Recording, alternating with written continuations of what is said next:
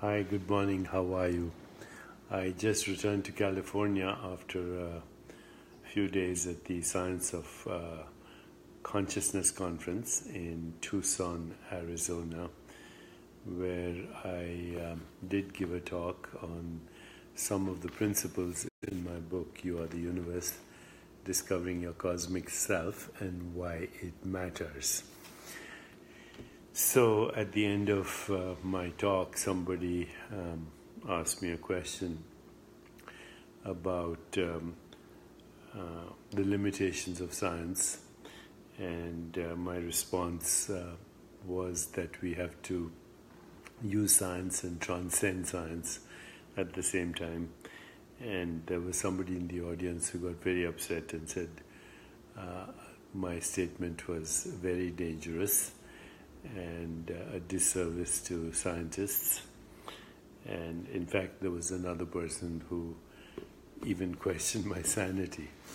So I did respond to him and said, I really do enjoy the company of those that are considered either sages or psychotics or geniuses. In any case, the conversations at the Science of Consciousness triggered in me a need to talk about both the gifts of science and possibly what could be the curse of science as well, and why science, in my view, is a great adventure that human consciousness has taken. And this adventure could help us create heaven on earth, or it could lead to our extinction. It all depends on how we evolve in our own consciousness. Let me share with you what I think is the history of human evolution, and particularly human thought. So according to deep historians, and I recommend that you read Sapiens by Yuval Harari, who has done a great job in bringing deep history to the world at the moment. And what he says is that about 70,000 years ago, there was something called the cognitive revolution. That of all the different species of humans, one species, Homo sapiens, not the others, Neanderthals, Homo erectus, Homo habilis, Homo florensis, Homo habilis, and so on, but Homo sapiens, us, developed the capacity for storytelling and also for imagination. And we also started to wonder about the meaning of our existence and about what it meant to exist and to have awareness of existence. So we created systems of thought. And I would say that the first system of storytelling came from what today we call mythology. Myth is an interesting word. Myth, meter, matter, music, time, measurement is all how we express our inner life, which also includes imagination, but also includes insight and intuition and introspection and intention and how we make sense of experience, basically. We make sense of experience, and that experience is happening in our own consciousness. So the first storytellers were mythologists, which then turned into religion, and then religion evolved into theology, and theology evolved into philosophy, and philosophy evolved into science. So this is how I see the evolution of systems of thought: mythology, religion, theology, philosophy, science. All systems of thought created by human consciousness. And systems of thought are very interesting in that they evolve without sometimes us realizing that we created them. So we created the system of thought that we call science. And that system of thought is based on some very basic principles. The first principle is theory. A theory about reality is constructed in consciousness. Then that theory lends itself to experimentation. And that experimentation is also conceived in human consciousness. And that leads to observation, which also occurs in human consciousness. As Heisenberg said, nature reveals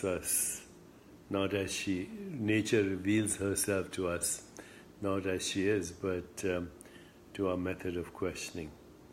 So I'm kind of paraphrasing Heisenberg.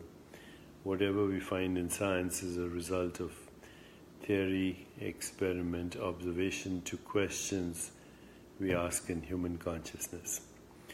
As a result of this, we create what are called scientific constructs, but we forget sometimes, or maybe all the time, that those scientific constructs, or any construct, is a useful fiction. We created the construct that we call money, and now we have other constructs such as Wall Street, international trading, banking, and it is our creation, useful creation. Similarly, we created the construct of things like latitude or longitude or nation states or other different identities, religious identity, theological identity, whatever identity, racial identity, national identity. And then we forget that we created constructs, that the border between, say, Canada and the United States and Mexico is a human creation based on limited identity of nationality and so on. So constructs are useful as long as we recognize that they are our creation. Constructs are useful as long as we recognize that they are our creation. But if we go really deeper, then we realize that constructs are actually concepts or ideas that we collectively as humans agree on based on a human species-specific mode of knowing and experience. And then we embed ourselves in the construct and we call it everyday reality. When we go really deep into this understanding, we can even recognize that that which we call our mind and our body and the physical universe are all a unified experience in a species of consciousness that we call human, to which we have given constructs. The mind is a construct in human consciousness. The body is a construct in human consciousness. that which we call the universe is a human construct in consciousness. In the species of consciousness we are calling human at the moment. And so when I ask you what is this, you might say it's a hand. But before we can call it a hand, it is an experience in consciousness. Before you can call this a body, it's an experience in consciousness. And that experience is an ever-shifting, moving experience of that which we call body-mind in the form of sensations, images, sense perceptions, feelings and thoughts, which are movements of consciousness as those activities within consciousness. So consciousness is experiencing itself as those activities. Sensations, images, feelings, thoughts, sense perceptions, and they are excitations of consciousness that appear as this form and all that goes along with this form, all that goes along with this form. As soon as we give that experience a name or a description, then we create the notion of an objective world, a theater of space-time with physical objects in that and biological organisms moving in that theater of space-time. That's our construct, useful construct, and these constructs then can lead to other constructs. So we say this is a body made of matter, but matter is a notion given to sensations and consciousness, a useful notion, because now by objectifying experience and symbolically representing that experience as mind-body universe, that symbolic representation of experience lends itself to data, or what we call data, what we call information, and what we call the scientific methodology. The scientific methodology. There's no problem with this. This scientific methodology helped us navigate experience and is continuing to navigate experience. We now have robots, we have artificial intelligence, we have augmented reality, we have virtual reality, we have jet planes, we have intergalactic space probes, we have the ability to land on a construct called Mars with a construct called a robot. We have the ability to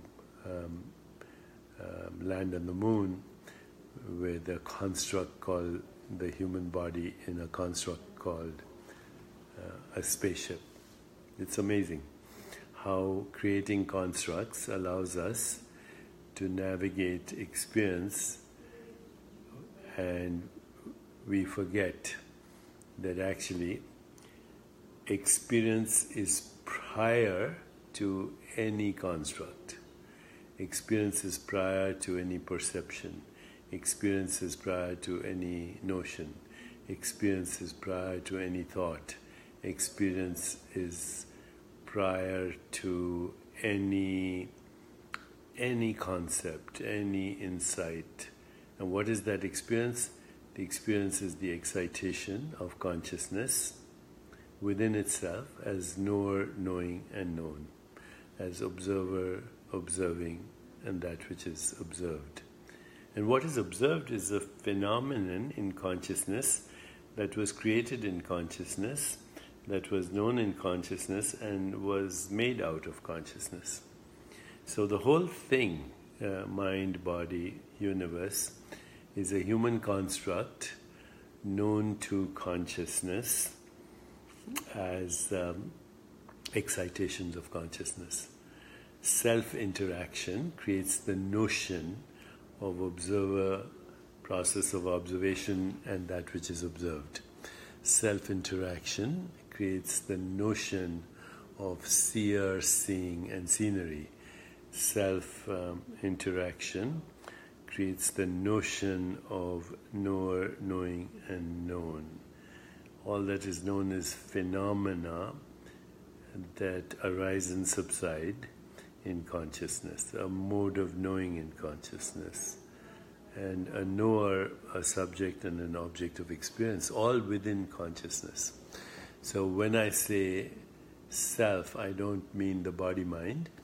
When I say self, I mean that the fundamental consciousness in which I, as awareness, experience mind, body, and universe. Or should I say the construct, mind, body, and universe. So self-interaction creates observer and observed, seer and scenery, knower and known, and there are almost infinite versions of this. So every living species, or should I say every sentient being, or should I say every species of consciousness, has a unique experience of itself, of its modes of knowing, and that which it experiences as what we as humans call the external world. And that experience is unknowable to us, of other species, or even a subjective experience in other human beings is unknowable to us, although we make guesses. And sometimes we make useful guesses. So, what is reality? Reality is the consciousness in which not only are these innumerable modes of knowing, innumerable knowers, and innumerable phenomena are constantly brimming up as unique experiences, and that what I call me, Deepak Chopra, or call you, Joanne, or Anne, or Ramanand Dixit, what I call you is an experience happening in the consciousness where the expanse of me is also happening. So, given that, science has today become our greatest adventure for navigating experience. And it's very useful, right? I wouldn't be able to talk to you right now as without the scientific technology that we have. Hi, Pam. You're a useful construct too. Good friend, and Pam Butler, a provisional identity, a friend, a useful construct. But don't forget that the construct includes your body and your mind and the universe. Body, mind, and the universe are useful fictions. But by reifying our sensory experiences, reifying, R-E-I-F-Y-I-N-G. So please look it up in a dictionary if you don't know the meaning, but reify is to make something concrete which is transient, ephemeral, intangible, and moving on. By reifying sensations in consciousness and creating the notion of an objective world, we also create the notion of me and the other, me and the universe. But it's a false notion. It's a false notion. The subject-object split is false. Subject and object are constantly co-arising and co-subsiding in a vivid, lucid dream that we call now. But forgetting that the artificial boundary, forgetting the artificial split between object and subject, we create the notion of a separate self. And then we hang out with other people who have their own notions similar to ours, and we create tribes and nations, and we start to defend our notion of personal and collective identity, and we create wars and terrorism, and we then use our modern capacities, including things like atom bombs and biological warfare and internet hacking and all kinds of diabolical technologies to destroy ourselves and lead to our possible extinction. So science needs a spiritual awakening, and that spiritual awakening is, while we can employ the methodologies of science, by understanding that science is in consciousness. And this is what I said in my talk, that we used to call that conference Towards the Science of Consciousness. Now we call it Science of Consciousness. But I think we need to evolve to a new phrase, Science in Consciousness. And when we evolve to this stage of Science in Consciousness, where we know that the scientific method uses subject-object split, but it is artificial, that our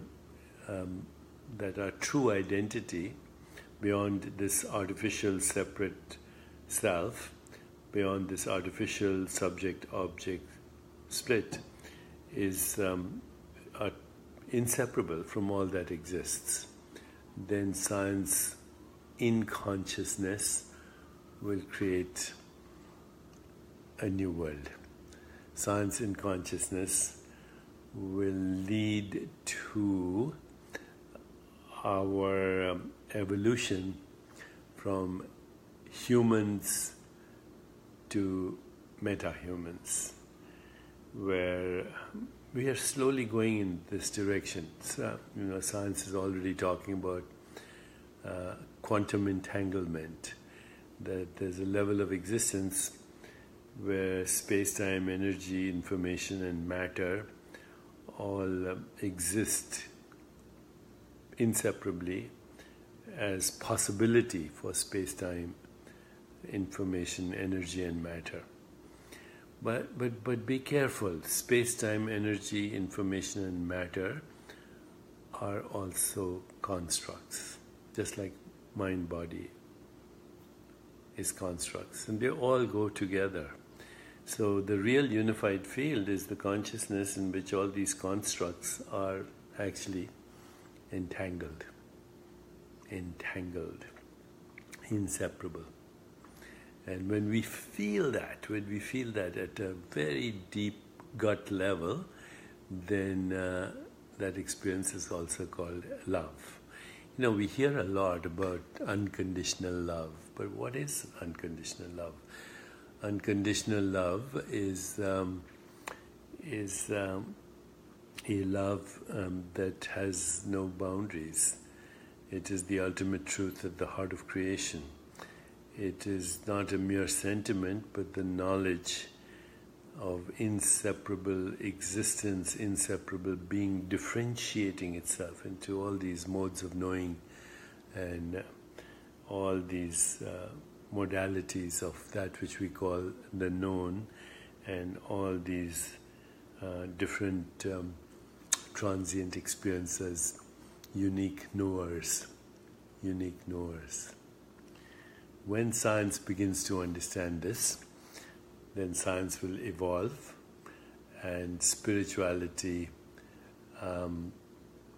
will come to the rescue of science, so that science is an activity and a knowing in non-local being. That kind of science could heal the world. That science could become holy and could heal the world. So, going a little deeper, in the ancient mythological times, people created constructs like earth, water, fire, and air. Today we have created constructs based on modes of knowing that include things like force fields, atoms, particles, probability waves, quantum entanglement, gravity, and these are useful constructs, very useful constructs. We give people Nobel Prizes, but they are not reality. They are useful fictions. Your body is a useful fiction, transient. Your mind is a useful fiction, transient. Your experience of this world is an ever-shifting dream of constantly moving, shifting perceptions. Who or what is having this dream? And that is the awakening that we need. The awakening from our collective dream that we have now turned into a nightmare. And so let us nightmare, because I said mechanized death, extinction of species, global warming, climate change, tribal warfare, extreme nationalism, fundamentalist religions and fundamentalist science, where apostles of scientism do not understand that science is a system, methodology, a conceived system of thought in human consciousness. And when we can totally understand that, then science will evolve. Science will become our greatest adventure for healing the world, for transforming the world, and for creating whatever we want, because the whole universe is a projection of consciousness through species of consciousness. And one species of consciousness, Homo sapiens, created the ability to create constructs, to objectify experience, to reify an evanescent movement of sensations, images, feelings, thoughts, perceptions, to reify it, to make it concrete, to create this world of objects with body-minds, this theater of space-time and causality, and then even augment it today with robots and artificial intelligence and augmented reality. All of these technologies, by the way, are unstoppable. So they are part of evolution in consciousness. But if that evolution that is so good about objectifying experience and studying it with symbols, constructs, mathematics is a symbolic representation of constructs. All of science is a symbolic representation of constructs. When we recognize human consciousness as the creator of those constructs, then we can create a new world. Should I say, we can create a new body, a new mind, and a new world, and a new universe. But I should even correct that. We can create a new experience of mind, body, and universe. Those experiences will evolve with our deeper understanding of inseparability and entanglement of experience, and the deeper understanding that what we call the body-mind is a fictional character in a dreamscape with infinite knowers, almost infinite modes of knowing, and infinite phenomena known, all in the one self, all in the one being, all in the one existence, where existence, awareness of existence are inseparable. And in that awareness, we are curving back to create mind, body, and universe as an experience. That awareness which has no shape, no color, no form, no location in time, eternal, unborn, is who we are. Dreaming fictional characters in almost infinite varieties, in infinite dreamscapes, where we happen to find ourselves or the body-mind in one of those dreamscapes. But go back, curve back, deep into the nature of the self without all constructs, and then from there evolve as a new experience of mind-body universe. Meta-human. Yes, Ramanand Dikshit. Prakratim swam vashtbhai vishrajami puna puna. Curving back within myself, I create again and again. Look at these worlds, Rumi says. Look at these worlds spinning out of nothingness. This is you. We come spinning out of nothingness, scattering stars like dust. Who is the we that does it? Who is the one mind, the one consciousness in which these universes are being born? So today's rumination is coming from a place of awareness where this body-mind is currently writing the new book. Is called Meta-Human. Meta-Human. Awakening into reality and the next phase of our evolution as a species of consciousness. See you soon. Take care. Here, this is, by the way, a beautiful Tibetan dojo that is symbolic of the evolving universe in consciousness.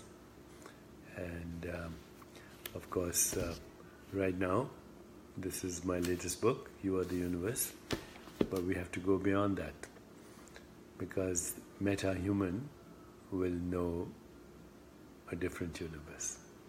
Thank you all. Thanks, Aurora, for coming on and being such a big support. All the best, my friends. Good luck and God bless. Actually, I shouldn't say good luck. You don't need luck. We create our luck.